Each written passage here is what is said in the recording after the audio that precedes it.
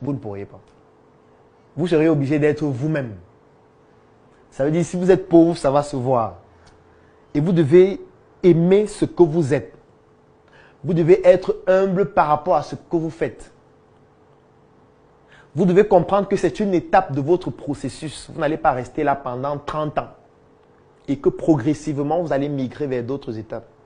Mais la plupart des personnes s'imaginent que lorsqu'on va me voir là, on va se moquer de moi.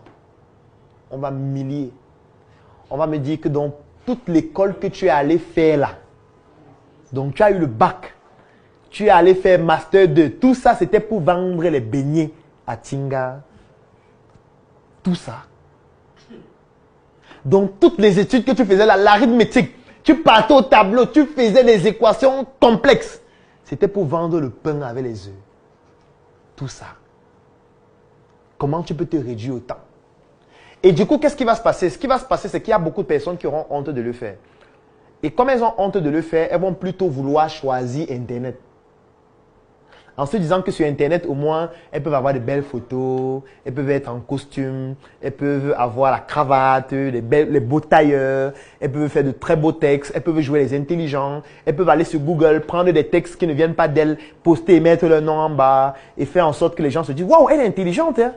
Waouh, tu as vu son texte? Très intelligente. » Sauf que dans la vie réelle, lorsqu'on la rencontre, chaque fois qu'elle parle, c'est une absurdité qui se